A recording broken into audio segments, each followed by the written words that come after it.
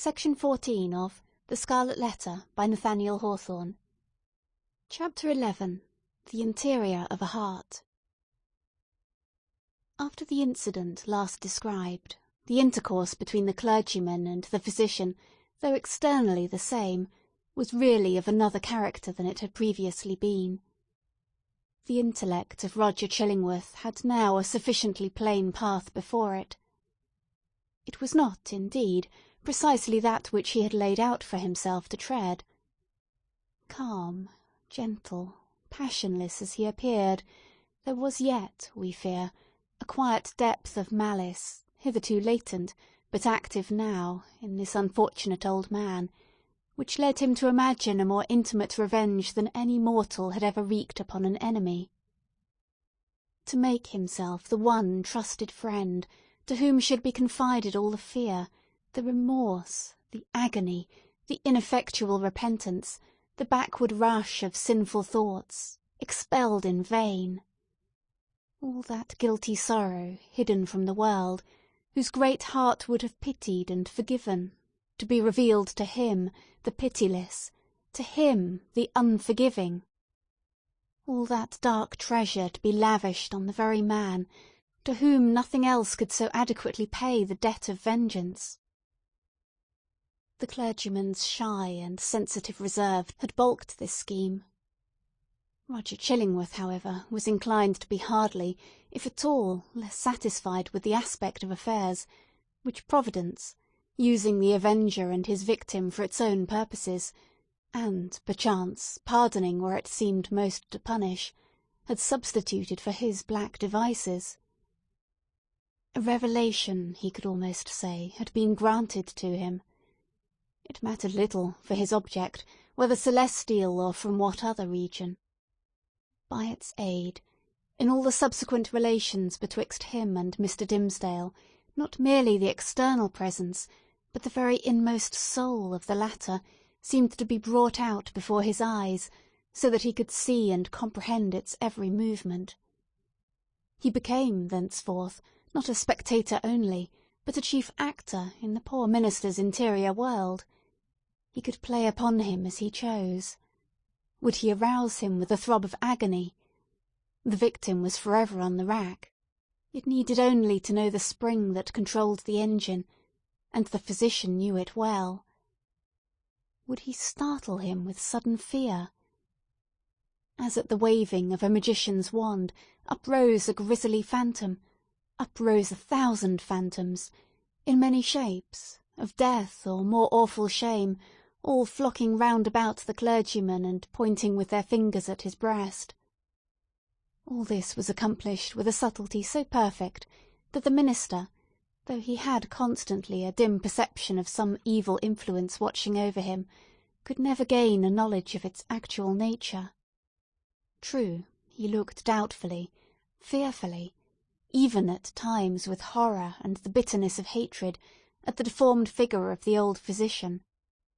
His gestures, his gait, his grizzled beard, his slightest and most indifferent acts, the very fashion of his garments, were odious in the clergyman's sight, a token implicitly to be relied on of a deeper antipathy in the breast of the latter than he was willing to acknowledge to himself.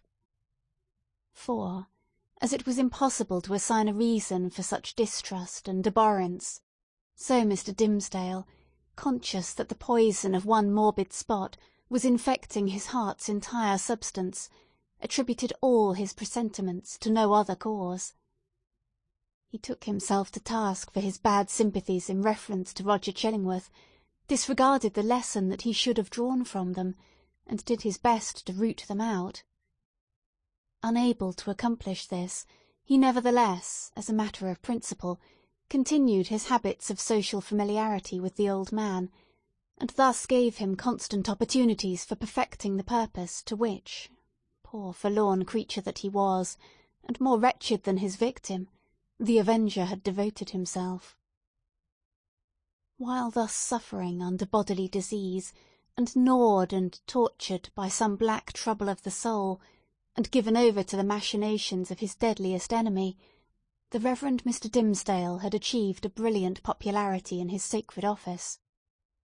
He won it, indeed, in great part by his sorrows. His intellectual gifts, his moral perceptions, his power of experiencing and communicating emotion, were kept in a state of preternatural activity by the prick and anguish of his daily life. His fame, though still on its upward slope, already overshadowed the soberer reputations of his fellow clergymen, eminent as several of them were. There were scholars among them who had spent more years in acquiring abstruse lore, connected with the divine profession, than Mr. Dimmesdale had lived, and who might well, therefore, be more profoundly versed in such solid and valuable attainments than their youthful brother. There were men, too, of a sturdier texture of mind than his, and endowed with a far greater share of shrewd, hard, iron or granite understanding, which, duly mingled with a fair proportion of doctrinal ingredient, constitutes a highly respectable, efficacious, and unamiable variety of the clerical species. There were others again, true saintly fathers, whose faculties had been elaborated by weary toil among their books, and by patient thought, and etherealized, moreover, by spiritual communications with the better world, into which their purity of life had almost introduced these holy personages, with their garments of mortality still clinging to them. All that they lacked was the gift that descended upon the chosen disciples at Pentecost in tongues of flame, symbolizing, it would seem, not the power of speech in foreign and unknown languages, but that of addressing the whole human brotherhood in the heart's native language. These fathers, otherwise so apostolic, lacked heaven's last and rarest attestation of their office, the tongue of flame. They would have vainly sought, had they ever dreamed of seeking, to express the highest truths through the humblest medium of familiar words and images.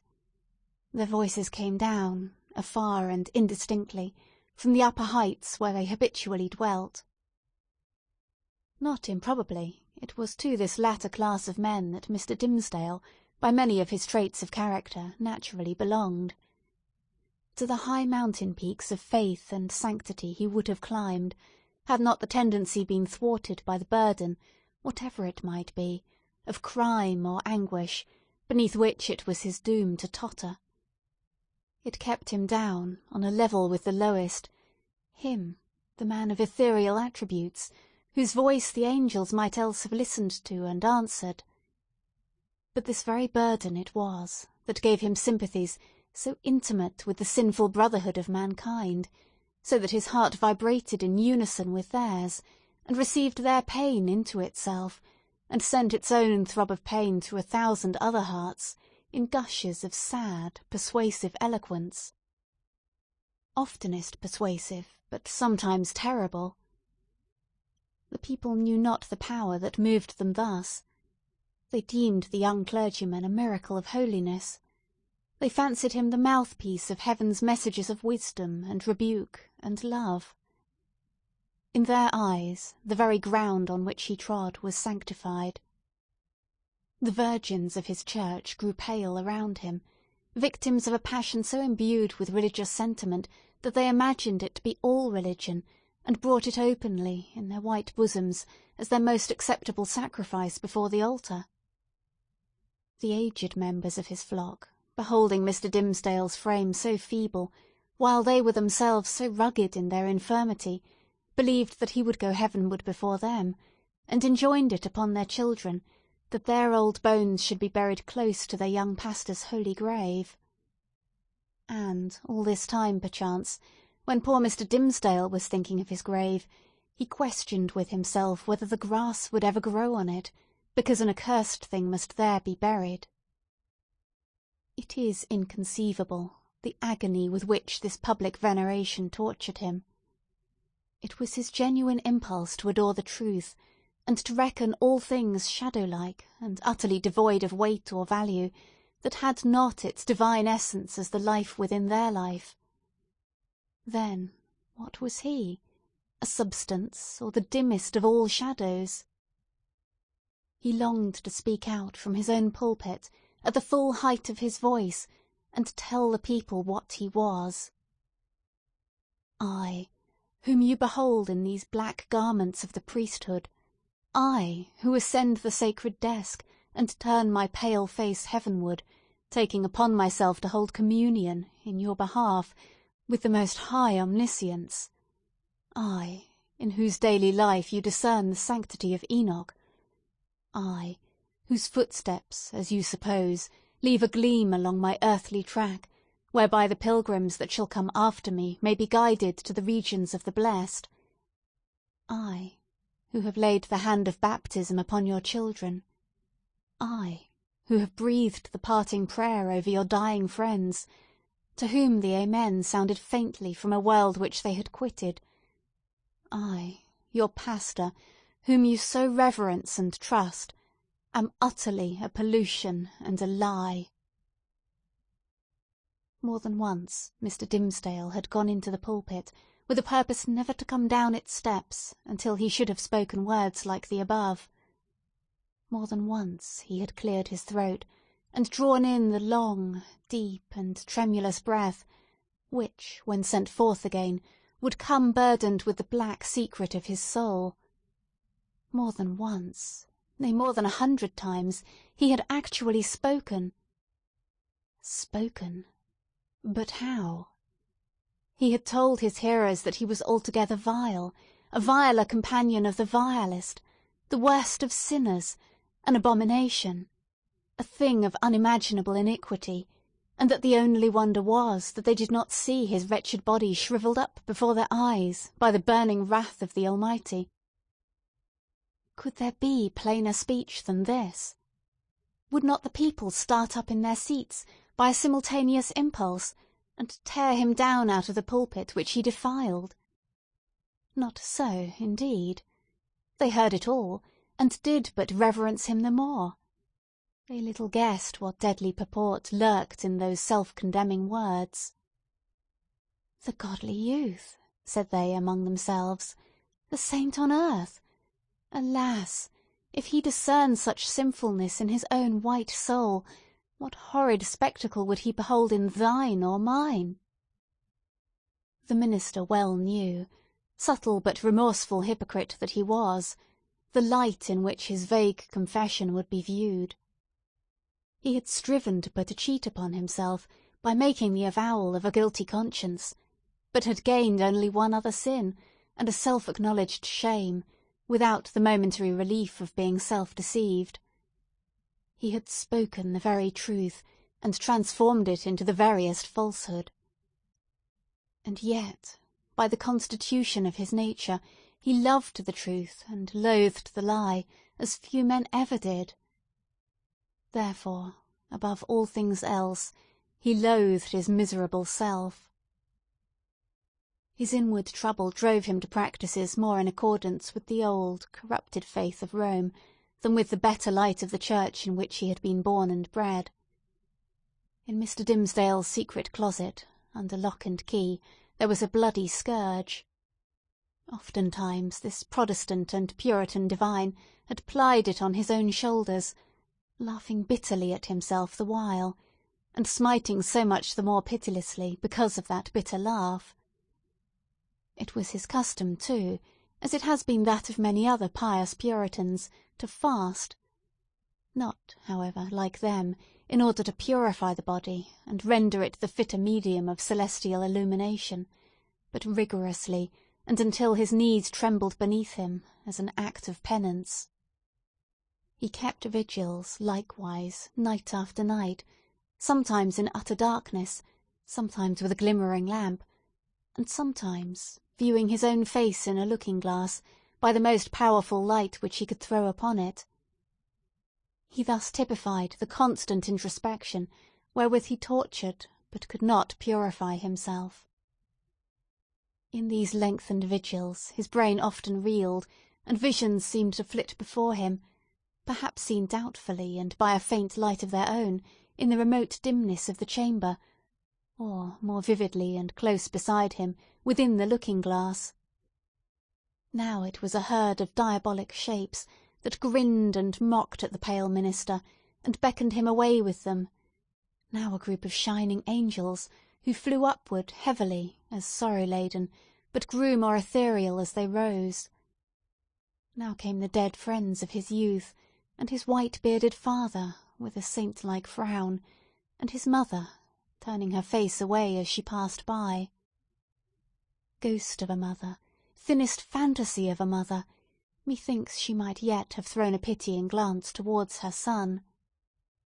And now, through the chamber which these spectral thoughts had made so ghastly, glided Hester Prynne, leading a long little Pearl in her scarlet garb, and pointing her forefinger, first at the scarlet letter on her bosom, and then at the clergyman's own breast. None of these visions ever quite deluded him. At any moment, by an effort of his will, he could discern substances through their misty lack of substance, and convince himself that they were not solid in their nature, like yonder table of carved oak, or that big, square, leathern-bound and brazen-clasped volume of divinity. But, for all that, they were, in one sense, the truest and most substantial things which the poor minister now dealt with. It is the unspeakable misery of a life so false as his, that it steals the pith and substance out of whatever realities there are around us, and which were meant by heaven to be the spirit's joy and nutriment. To the untrue man, the whole universe is false, it is impalpable, it shrinks to nothing within his grasp. And he himself, in so far as he shows himself in a false light, becomes a shadow, or, indeed, ceases to exist. The only truth that continued to give Mr. Dimmesdale a real existence on this earth was the anguish in his inmost soul, and the undissembled expression of it in his aspect. Had he once found power to smile, and wear a face of gaiety, there would have been no such man. On one of those ugly nights, which we have faintly hinted at, but forborne to picture forth, the minister started from his chair. A new thought had struck him. There might be a moment's peace in it. Attiring himself with as much care as if it had been for public worship, and in precisely the same manner, he stole softly down the staircase, undid the door, and issued forth. End of Section 14.